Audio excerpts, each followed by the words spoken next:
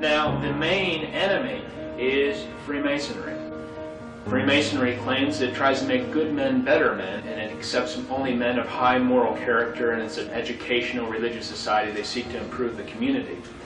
But what they fail to tell the people is that Masonry has another purpose. It's completely unknown to much of the public and many of the Masons. Manly P. Hall, a 33rd degree Mason, said, quote, "Freemasonry is a fraternity within a fraternity, an outer organization concealing an inner brotherhood of the elect." In the first degree, the initiate is asked the following question: what do you desire? In the first degree, he answers light. In the second degree, he answers more light. In the third degree, he answers further light. But he's led phase by phase through a series of blood oaths. Now, Albert Pike, who's probably the most famous Freemason of all time, he was a Mason who simultaneously occupied 3 different positions. He was the head of Washington, D.C. Masonry, he was the head of American Masonry, and he was the head of World Masonry. Albert Pike wrote the book Morals and Dogma. It was published in 1871. It's been called the most important book of Freemasonry. It's been called the Bible of Freemasonry. Albert Pike says in Morals and Dogma, quote, "The Mason is familiar with the doctrine that the Supreme Being is a center of light." And what is this light that the Masons are talking about? Page 321 of Morals and Dogma by Albert Pike. Quote, "Lucifer, the light bearer, Lucifer, the son of the morning, is it he who bears the light? Doubt it not." End quote. And on page 324, he repeats the thought. He says, quote, "A devil, the fallen Lucifer, or light bearer." He identifies Lucifer as being the devil. The New Agers believe the same thing as the Masons. Manly P. Hall wrote the book, The Lost Keys of Freemasonry. He says this, quote, "When the Mason learns the key is the proper application of the dynamo of living power, he has learned the mystery of his craft. The seething energies of Lucifer are in his hands." End quote. So the Masonic writers are telling the public they conceal the worship of Lucifer from the rest of the Masonic Lodge. In the 28th degree, the symbol, this is for the degree Knight of the Serpent, it has a snake biting its tail. And what looks to be a friendly person, but you look in the reflection here, as you can see, if you turn around, it's a demon. And that's important because Albert Pike says, quote, "That which is above is as that which is below," end quote. The House of the Temple in Washington, D.C.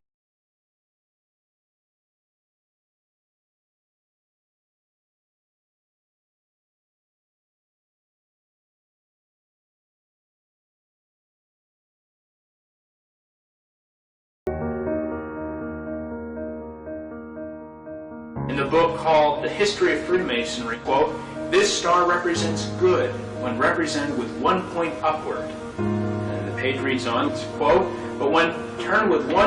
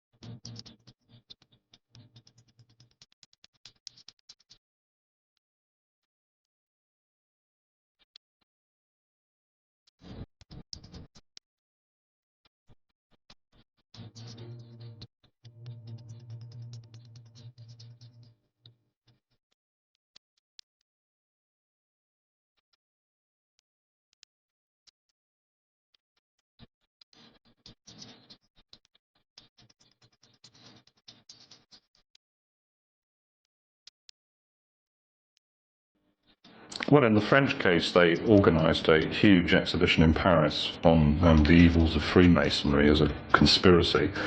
And likewise, in Britain, they would have barged into big Masonic lodges and confiscated all the paraphernalia. They might well have made a big exhibition of all this stuff in the Guildhall with all sorts of photographs and information and line charts showing this great Masonic network allegedly running Britain and pointing out how many cabinet ministers or whatever were Masons. And they would have tried to sell that to the population, saying, look here, you idiots, you've been governed for years by 200 sort of leading Freemasons or something.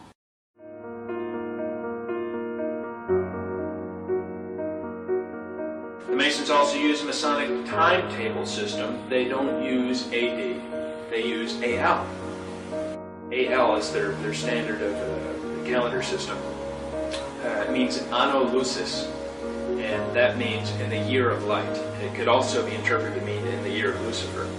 And you can also find AL on the cornerstone, at the engraved date of any cornerstone laid by the Masons. The Masons definitely believe in symbology and numerology, and they have a fascination with the number 33. Masonic Encyclopedia says that Charleston, South Carolina was selected as the first home of the Council of the 33rd Degree Masonic Lodge. Major events that have happened on the 33rd degree latitude, it's where the first nuclear bomb was tested, Trinity Site, New Mexico. And the monument chosen to commemorate this site was an obelisk, which is a Masonic symbol. The 33rd degree latitude also passes over both Hiroshima and Nagasaki, Japan. These sites were the place where the first two bombs, atomic bombs, were dropped at the end of World War II. Truman was a 32nd degree Mason when he dropped the bombs. In October of 1945, he became a 33rd degree Mason.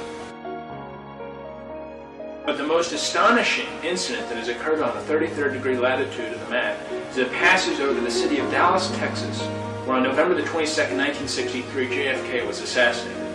The president passed an obelisk that is located right in front of the school book depository on the street where the president was shot.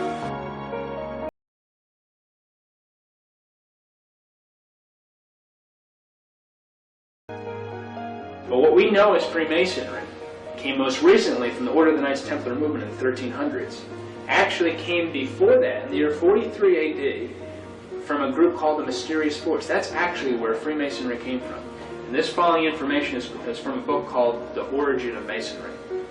The Mysterious Force was established in 43 AD, and it started when a counselor to King Herod Agrippa came to him and complained that the followers of Jesus had a mysterious force. So the purpose of this group was to attack the teachings of Jesus, and that they should establish their own mysterious force in order to preserve Judaism.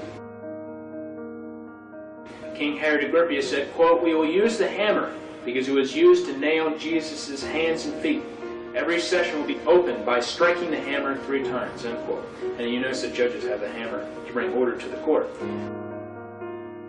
King Herod Agrippa said, quote, "We will make degrees. These will be 33, symbolizing the age of the impostor." And on November the 43 AD, the first official session was held in the First Temple of Jerusalem, which was a basement in the palace of King Herod Agrippa. The meeting of the Mysterious Force was always held in the temple. That was the name, the temple. And in 1717, modern Freemasonry changed it to the name of lodge. To prove that Masonry is of Jewish origin, we'll hear the following quotes. The Rabbi Isaac Weiss wrote in 1855, quote, "Masonry is a Jewish institution whose history, degrees, assignments, signs, and explanations are of Jewish nature from beginning to end," end quote. Theodor Herzl, the founder of Zionism in 1897 in Switzerland, said, quote, "Masonic lodges are established all over the world to offer us help to achieve our independence. Those pigs and non-Jewish Masons will never understand the final objects of Masonry," end quote. President Barack Obama concludes his 3-day trip to Israel today, and it began early with a trip to Mount Herzl, where he laid a wreath on the tomb of Theodor Herzl, the Zionist visionary who imagined the state of Israel, but who died 40 years before it came into being. Those pigs and non-Jewish Masons will never understand the final objects of Masonry, end quote. Also in the Jewish Encyclopedia, there's no criticism of socialism or communism, and there, in fact, they say that they're instrumental in founding and making socialism flourish. In fact, Jewish international bankers financed the Russian Revolution. Now, going back to what all this Freemasonry is rooted in, it's rooted in the Jewish Kabbalah. The Kabbalah is the Hebrew word for received tradition. The Jewish Kabbalah is a medieval Jewish book of occult philosophy and magic based on mystical interpretations of the Old Testament.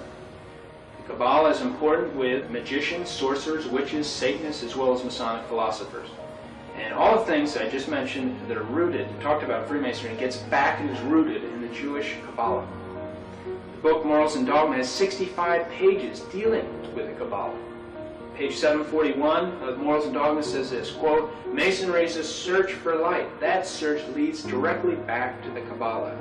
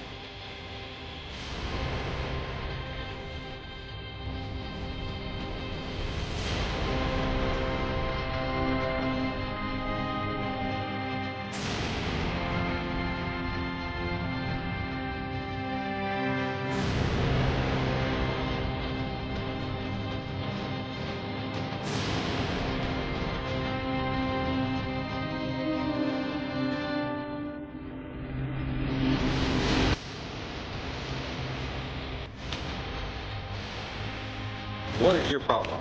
Just that, sir. Okay. I'm a Christian, sir. I'm pure and virtuous and wholesome and innocent. How can you say anything about me? Sir, you need to be born again. I am born again. Did you just say that you are Lucifer? I am Lucifer. Okay, define Lucifer for me. Pure, virtuous, wholesome, innocent individual that's out to help people. Lucifer is? Yeah. Say that again. Lucifer is a pure, holy, Virtuous. virtuous. Now, see the Lucifer that God created? That's the same one. Oh, man, this is great. Oh, Amen. God bless you, Amen. brother. Because that's exactly what the Shriners and Masons teach us. This is what a Mason confesses, is that Lucifer is light.